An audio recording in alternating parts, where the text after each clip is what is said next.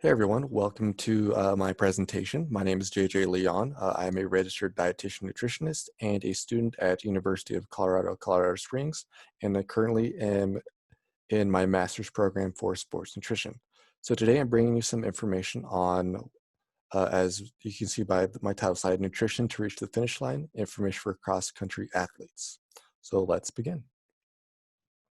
So to start off, I'm going to talk about something that's very important in my opinion is glycogen. So glycogen is the storage form of sugars, also called glucose, and this is what fuels our body, fuels our muscles to perform in any sort of race, event, etc.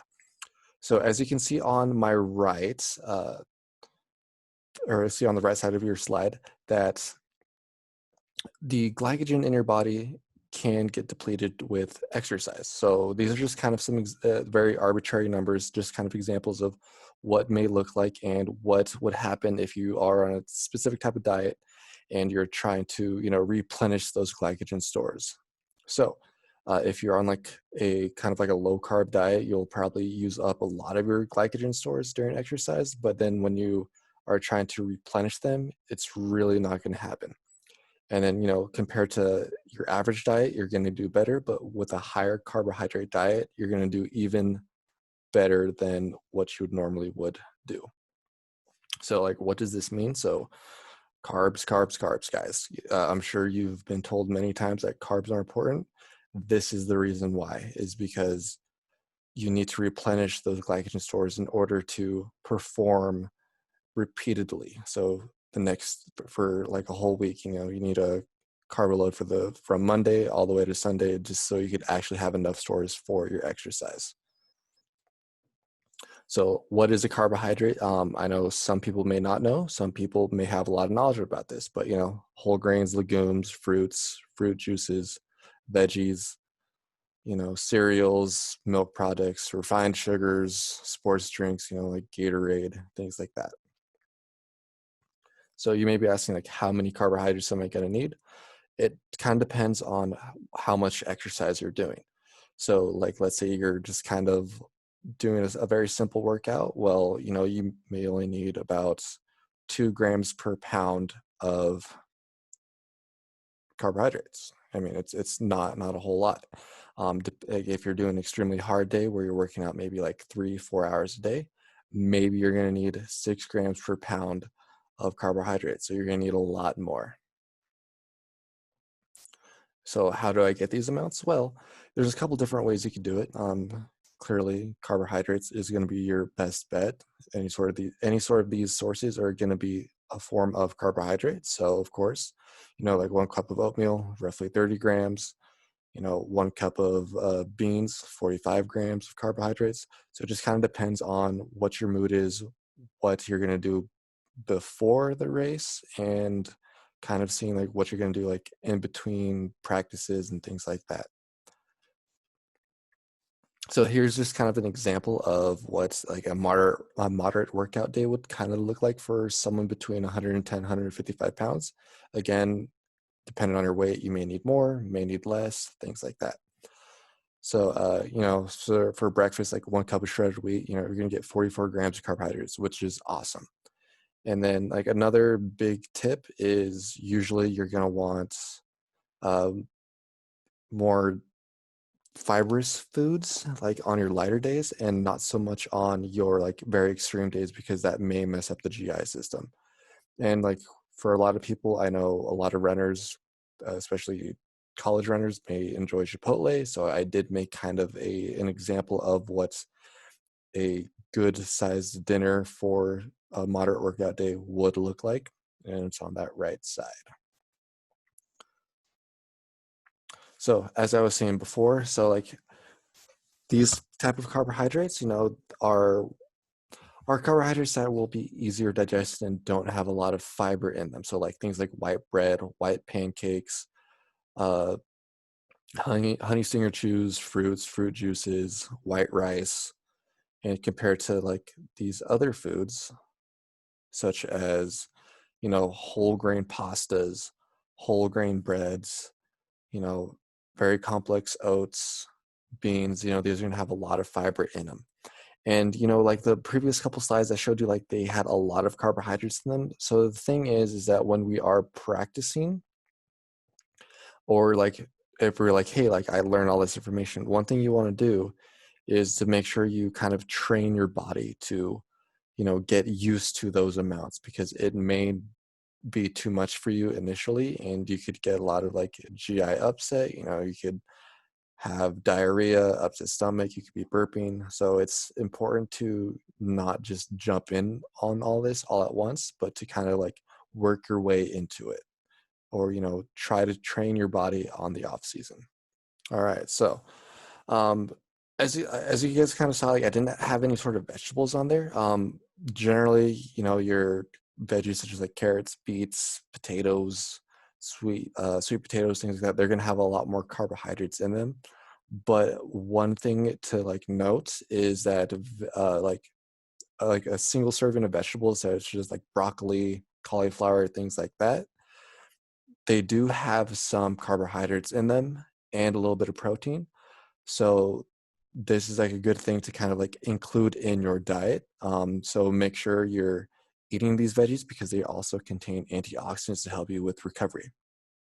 And of course, add snacks in between your meals to make that load a little bit easier, such as like a go-go squeeze, some mandarins, things like that. Talking about proteins, so people with, dependent on like what you're trying to do, you really don't need a whole lot of protein. If you're trying to like build some more muscle, try to decrease lean body fat percentage, you will be trying to do a little bit more on the protein side, but you're really not going to go more than 1 gram per pound of what your needs are. And you'll be very surprised in like how much protein you're actually going to eat in. So such as for this example, there's a couple of examples of plates and like actual scenarios of what your food would look like. The beans over there, that's about 1 cup of beans. You're going to get 12 to 16 grams of protein. The rice is 1 cup. You're going to get 5 grams, but combined, you'll get a complementary protein. So it'll be a whole protein because beans and rice may be lacking some amino acids that are found in are found in each other. So they'll complement one another. 1 cup of tempeh, 20 grams of protein. A 3-ounce size of fish or any sort of meat is going to be around 21 grams of protein. 4 large shrimp, again, 3 ounces, 21 grams. 2 eggs, roughly 12 grams, and 1 cup of milk, around 8 grams of protein. So I have this thing on the bottom here that says for 3 ounces of meat, think of the size of a deck of cards, because that'll be around that 3-ounce mark, which will give you around 21 grams of protein.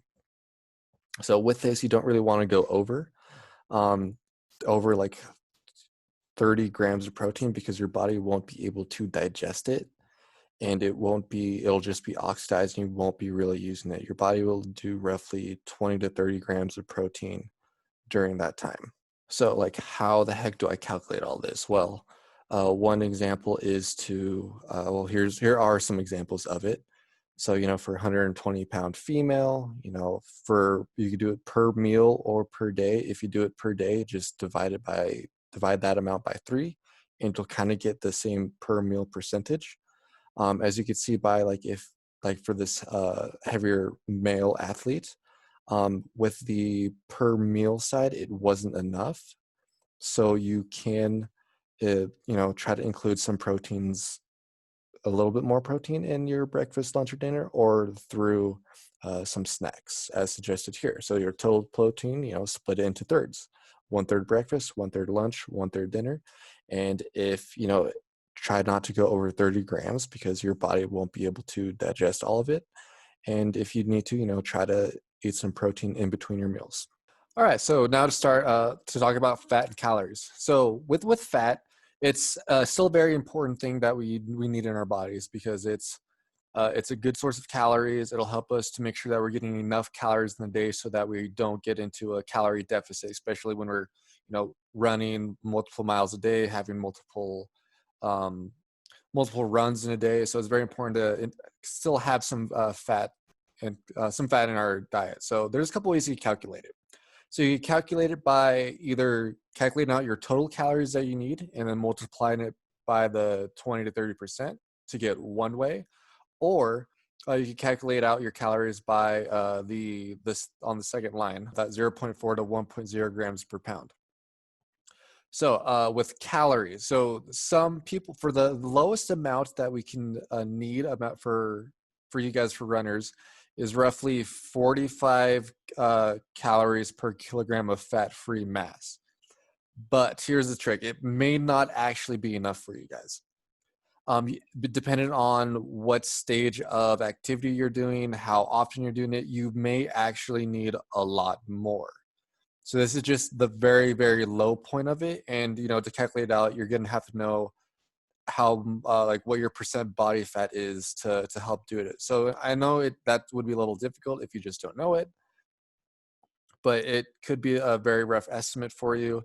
And then, of course, you could always talk to a registered dietitian or a CSSD to kind of help you out to figure it out. So how you could find a registered dietitian or a CSSD is, at UCCS, there should be a few available there for you. I know that at the Wellness Center, there is a dietitian there. They may not be CSSD certified, but they are a registered dietitian and they can help with that. And then at the Wellness Center, most of the dietitians who are there are generally going through the sports nutrition program.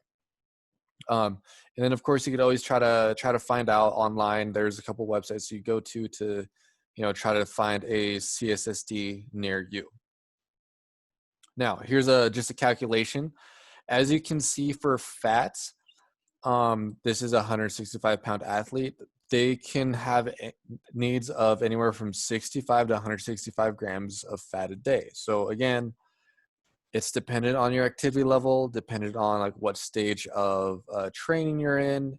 There's a lot that goes into it. So, trying to be in that middle ground would always be good. If you need a little bit more, that's totally fine.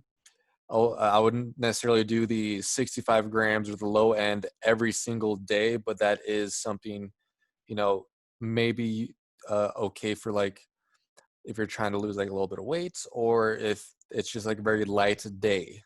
That would kind of be the only time I would do it, but generally you're still trying to get in between 65 to 165 grams a day for this said athlete. If you're a 135-pound athlete, clearly you're going to need a little bit less. So here's some like healthy fats to kind of try to go for. An avocado, one whole avocado is going to be 30 grams. I know a lot of us love avocados, but it's a great healthy fat, but has a lot of calories in it. Olive oil, 1 tablespoon, is around 14 grams. An ounce of nuts, which really is not a whole lot, 15 grams. 3 ounces of salmon, you'll get some solid protein, get some healthy omega-3 fatty acids, which are going to help with inflammation. All right, other nutrients to consider. Iron. So iron is a very important one for us, especially for runners. Helps transport oxygen to muscles, helps with our aerobic energy system, which we talked about earlier, and helps with antioxidant formation as well. So, some people, some runners, for instance, may be lower in iron because when we run, we actually burst some blood hemoglobin, some of our blood cells, which can cause us to need to create more iron. Could be from increased training, going from higher elevations, etc. So here are what we call heme and non-heme foods. So these are going to be foods that contain an adequate amount of iron. So your heme is going to be what your body will be able to easily digest compared to your non-heme. Heme is more readily available, and it's usually going to be found in your animal products such as your meats, oysters, chickens, things like that. And you have your non-heme foods, which are still great. It'll be a little bit harder for your body to get that iron from it, but as long as you add something like vitamin C, it'll help help you absorb and convert that iron to the active form that you need. So legumes, nuts, leafy greens, grains, all non-heme foods. Another concern is vitamin D. Nearly 80% of our vitamin D comes from the sun, especially since you guys are running outside. You're going to get a good amount. Unfortunately, in the winter time, we may not be getting enough vitamin D. Usually if there's like a magic number that's a 37-degree latitude line, and this is just like right, we're basically just right above it. But if you live below it, you're going to be able to get vitamin D more often in the winter months. Why is this important? Is because of immunity, because we don't want to get sick, and for our bone health as well, because it uh, helps us get calcium into our bones. So some of our sources, of course, it's going to be from the sun.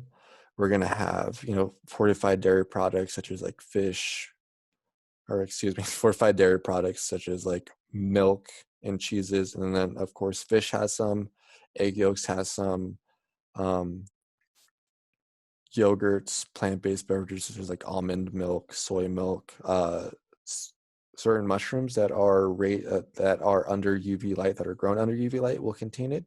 And of course, you could always supplement with some vitamin D as well.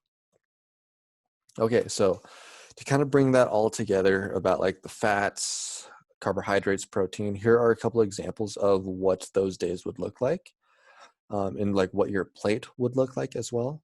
So, on the top left, you have your easy training day, and you're trying to, like, if you're trying to weight management, and then you have your moderate training day as well, and then your hard training day. So these are some great examples for you to use, just in case if you have a little trouble with it. These are just kind of some good examples of what you can do per day.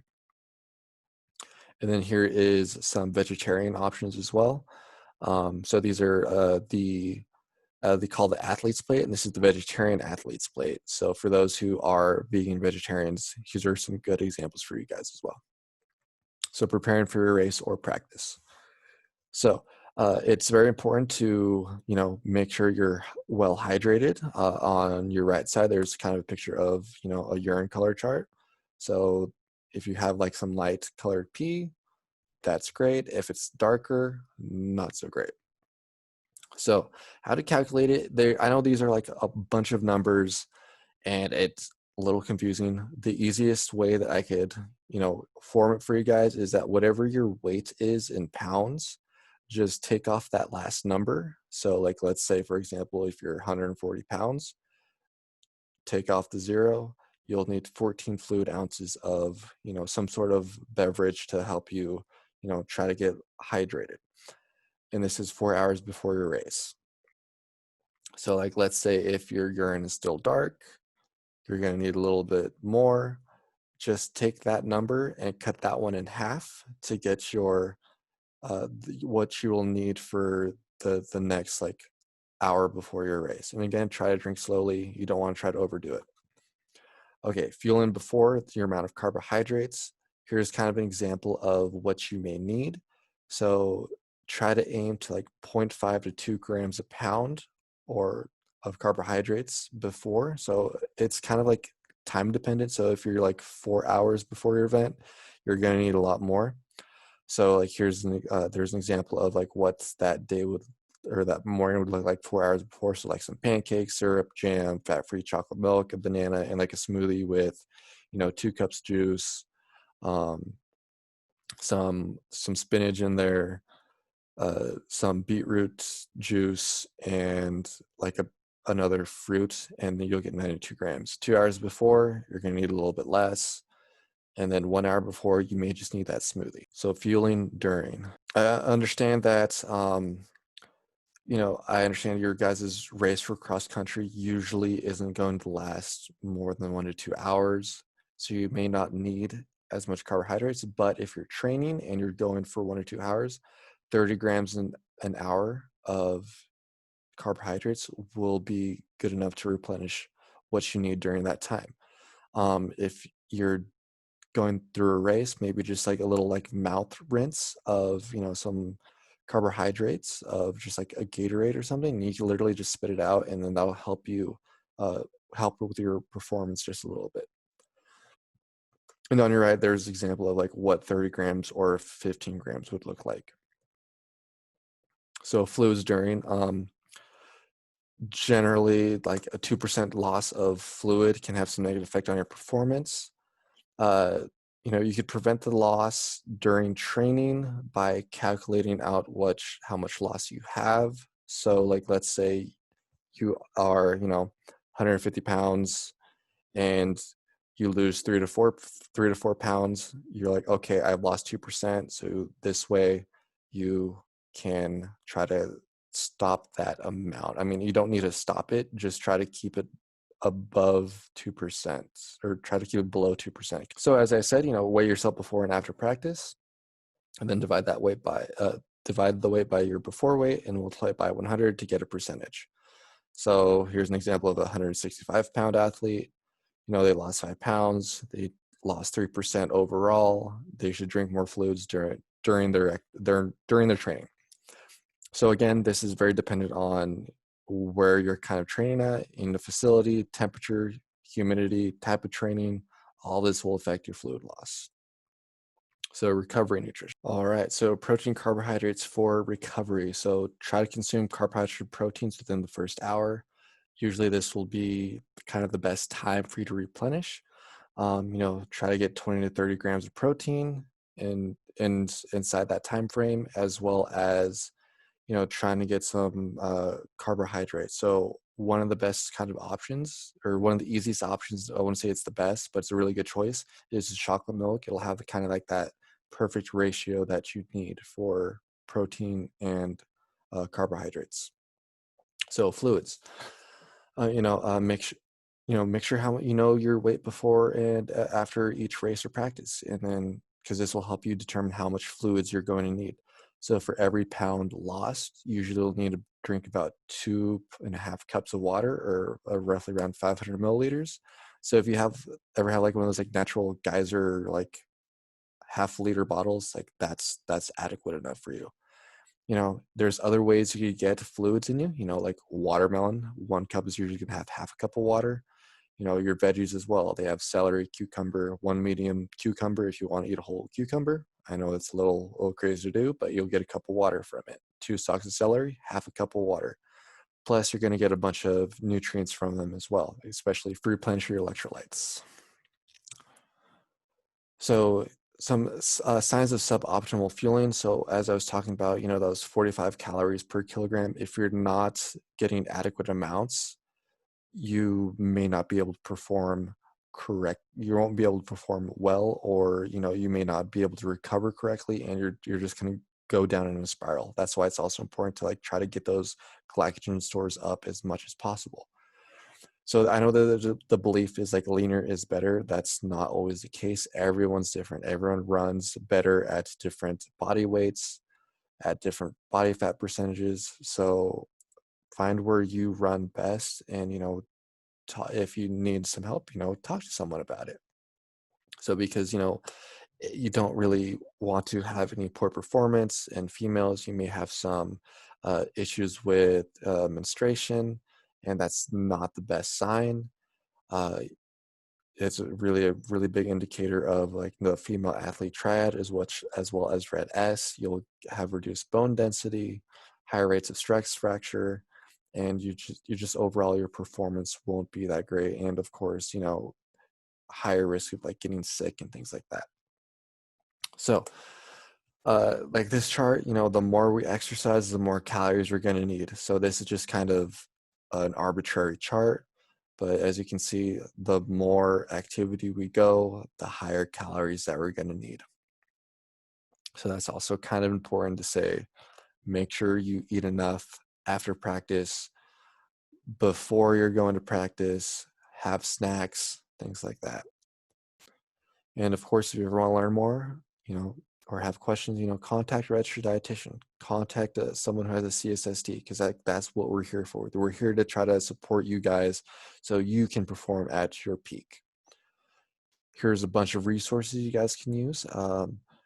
All the way from our school, we have a bunch of things on the athletes' plates to, all the way to the Australian Institute of Sports, the USOC. Even Gatorade has some information that you guys could check out. And there's the face. If you guys, want to contact me about anything, here's some information that you can use. And thank you so much for your time.